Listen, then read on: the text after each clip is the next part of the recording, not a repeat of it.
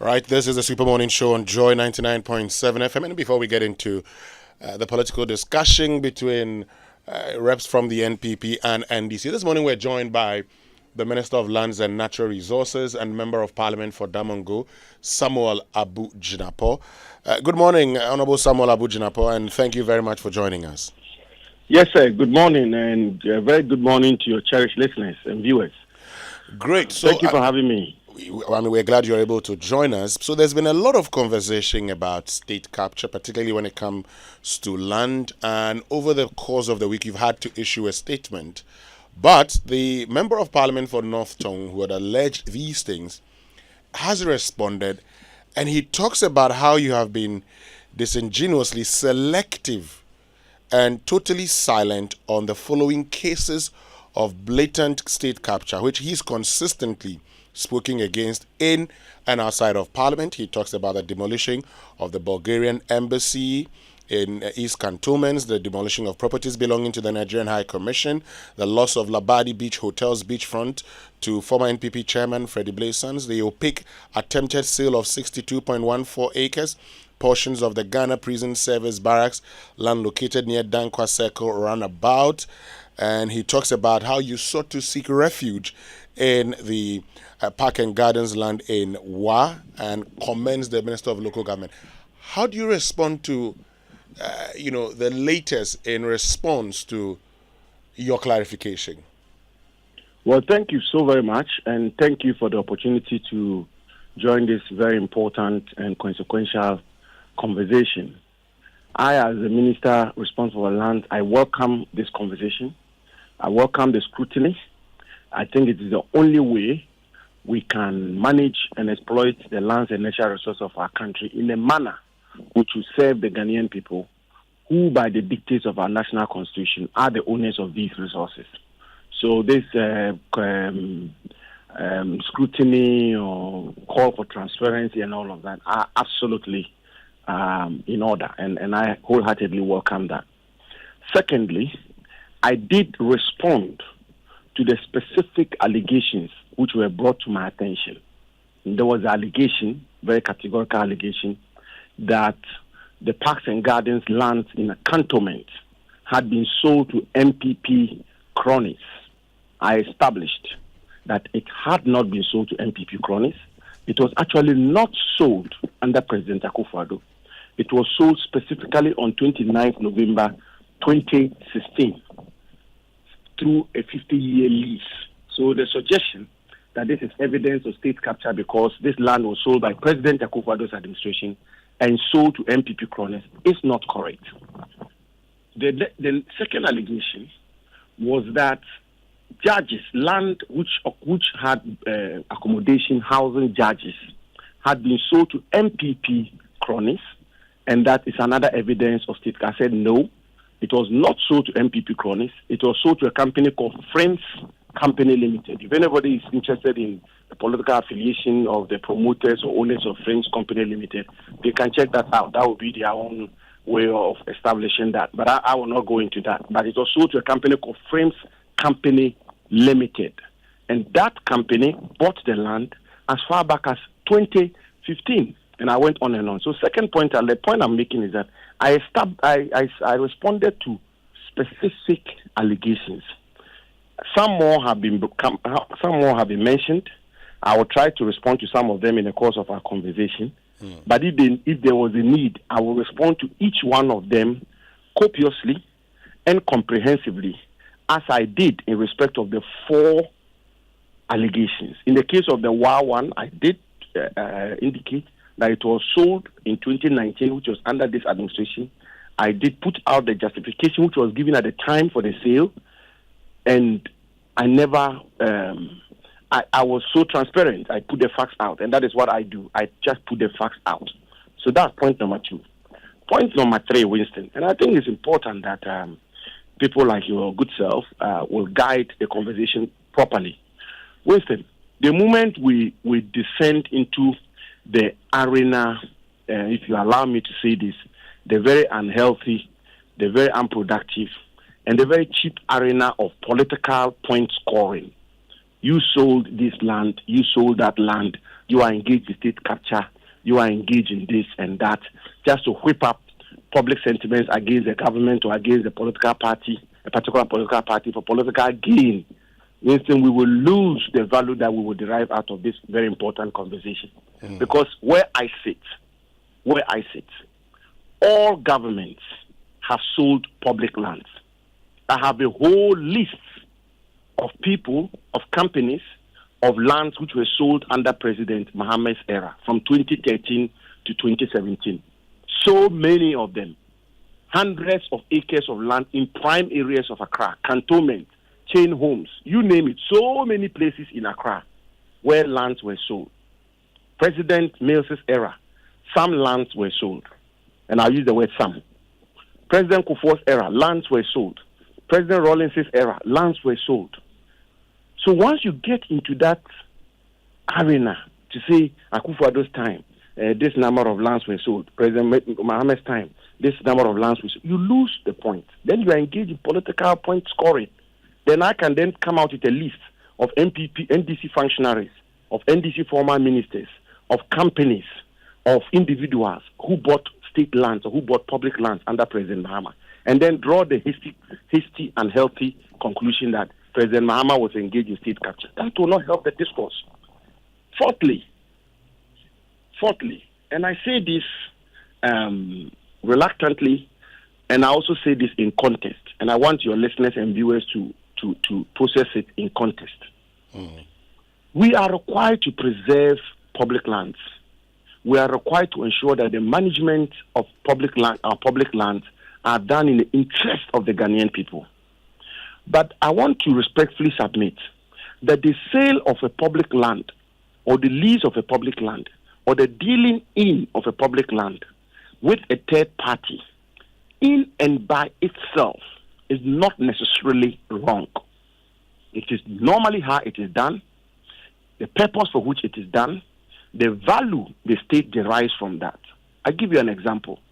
When you take the best part of Accra Central, you take the best, by that I mean if you take even Airport City, where we have all these high-rise buildings, if you take so many other parts of the very center of Accra, the development you see there, the facelift you see there, the high-value usage of those lands you see there, were born out of the redevelopment policy, which was enacted as far back as President Rawlings' government, which had been implemented through President Kufuor all the way to date, where you have situations where you have a bungalow sitting on, say, a 4-acre land, and government takes the view that if they were to go into partnership with a private sector investor, and the investor were to put up, say, 10 or 20 bungalows, and the investor were to take, say, 10 of the bungalows and give 10 to the government, one, the government will get a lot more bungalows, the government can accommodate a lot more public officials, the place will be beautified, there will be a facelift of the place. All places which were acquired during the colonial era or President Nkrumah's era, which were deemed to be outskirts of Accra or outskirts of Kumasi, which have now been urbanized, which has now become very much the center of the city. These were acquired for agricultural purposes and so on and so forth. And then the use for which, or the purpose for which they were acquired, can no longer be tenable. Government then leverages these lands to ensure that it brings value to the state. That kind of arrangement or that kind of example will not be problematic, should not be a problem. But of course, if it is done under in opaque circumstances, there's no value to the state, it's not valued properly, it's sold to people who are connected and so on, that is a problem. But that kind of conversation, I want to conclude by submitting that kind of conversation cannot be reduced to pointing fingers at one party or one government and say that government is involved in state capture. If there are specific incidents, if there are specific issues which pertain in this current dispensation, we raise them. And when we raise them, we have to deal with them. I've had to deal with one, for example, in Tamale. The member of parliament for Tamale Central, Honorable Murtala Mohammed, raised an issue on the floor of parliament and has followed through with a question in parliament as to why a certain particular portion of land is being sold in Tamale. And this was after I gave a ministerial directive that no public land should be sold without recourse to me, the minister, or without recourse to me for approval. And I have since written to the Lands Commission in Tamale to abrogate the transaction. And I'm prepared to go and answer this question in Parliament. That's a specific issue which we are dealing with. I set up a committee initially, a technical committee to get into the matter. And this is the stopgap measure that I've put in place. But, with the greatest of respect to my good friend, the Honorable Ablakwa, the way he goes about these things and the way he's going about it, it will not help us, because you will see, for example, that the examples he gave, the sales took place under President Mohammed's era. And I have read the statement where he's talking about why didn't we abrogate the lease, for all intents and purposes. And the lawyers will tell you, a sale is concluded and dusted up when a lease is executed. So for all intents and purposes, the sale gets closure, gets concluded when a lease is executed. And each one of these allegations he leveled, the leases were granted under President Mahama. And I've given the date. But does it really matter? And must it really matter? I'm not too sure about that, Winston. Okay. Must that be the focus of the discussion? I don't think that should be the focus of the discussion. What should be the focus of the discussion? Was that grant done properly? Was it in the public interest? Are grants that have been done under this administration properly? Are they in the public interest? Is how we manage our public lands, generally speaking, can we change the nature in which is it fit for purpose, or how we should manage our public land? These are questions and these are issues we can discuss. I mean, take, for example, the Bulgarian embassy. And my brother and friend cite that as an example of state capture. How can that be, Winston? And the facts are there. The facts are there. He should be familiar with the facts. And everybody who's followed that matter should be familiar with the facts. This is a pure controversy or litigation between the Bulgarian embassy and a private Ghanaian citizen. Government had no role whatsoever to play. This private Ghanaian citizen, I don't know him from Adam. I don't know his political affiliations. I don't even know if he's bothered about politics, as many Ghanaians are not. And he gets into an issue with the Bulgarian embassy in relation to a particular piece of land. Government rather comes in because we are dealing with an embassy to seek to resolve the issue satisfactorily for the embassy. That is what government has rather done. How does that become an example of state capture? Or how does that become an example of government selling state land to its cronies as evidence of state capture? As a matter of fact, the land in question, I should refresh my notes, but the land in question, I'm not even sure it's state land. But even if it was a pure dispute between an embassy and a private Ghanaian individual, which government had to intervene because one of the parties is an embassy. And if it was not for the fact that one of the parties was an embassy, was a Bulgarian embassy, government would not have been interested. It would have been a normal land dispute, the numerous of them which have been litigated in the courts of our country. Then he cites the Nigerian embassy. Oh, how? I was totally shocked when I saw that example. The Nigerian embassy is yet another example of a dispute or an unfortunate incident between the Nigerian embassy and another private Ghanaian individual, which the state came in, I think, to replace the land for the Nigerian embassy or to compensate the Nigerian embassy or something of the sort. The state rather came on the side of the Nigerian embassy. How does that become an example of the government selling lands to its cronies, and therefore that constitutes evidence of state capture? Look, let me just conclude, Winston. I'm not actually. I have very little appetite to go on and on, on this matter, in this manner, which is like the Honorable Ablakwa can say, "Oh, they sold this land," then you respond, "They've done this," then and then in many cases, 9 out of 10, he doesn't get his facts correct, and so on and so forth. That, for me, is not what I'm interested in. If he comes up with something specific, he's a member of parliament. He's very much within his purview. His oversight, mandate, or responsibility is exactly what he tries to do, which is that, Mr. Minister, this DuBois center, this and that and that and that is what I have. This and that is what I found out.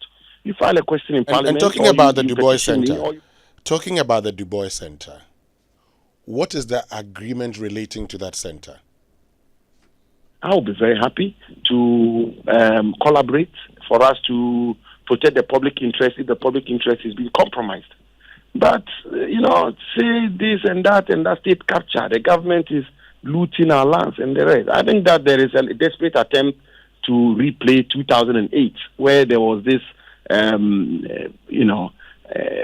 deliberate efforts by the political actors of the time to create the impression that the MPP government of the time was looting public lands and therefore quit indigenous of Accra against the government. And when they came into government in 2009, what happened? What did we see?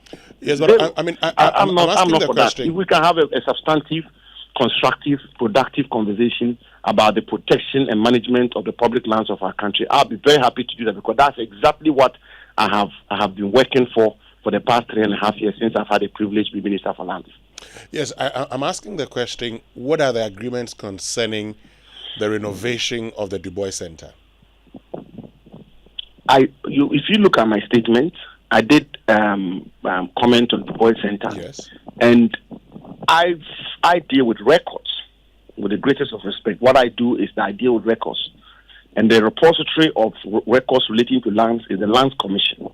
And the records at the Lands Commission and the records that have been furnished me, which are put out, suggest that no transaction relates to the DuBois Center. That no sale or no lease or no grant or no rights have been created in respect of the DuBois Center. I've seen the Honorable Ablakwa make further allegations and some 50-year lease and all of that. I've asked that they should check it out for me. And when I assemble the facts, I'll put that out. But Winston, renovation doesn't constitute a sale. I mean, if I should point that out.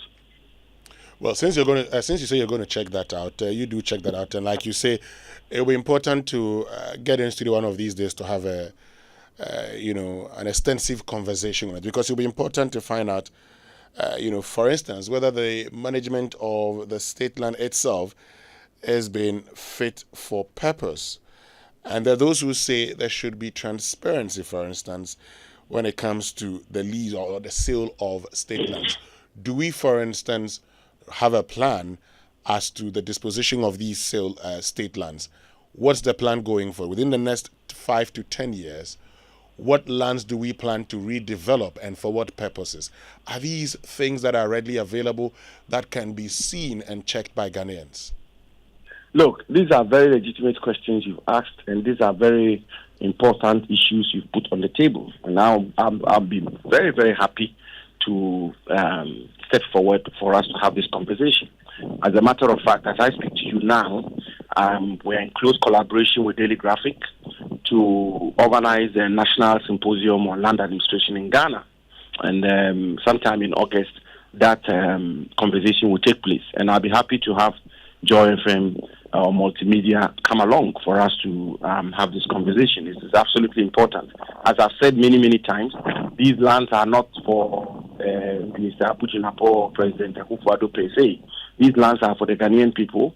They are vested in the president as a trustee and need to hold them in trust for the people. And so their management and utilization must be done in the interest of the Ghanaian people. But look, Winston, I'll put in place one or two measures which maybe I should share with you.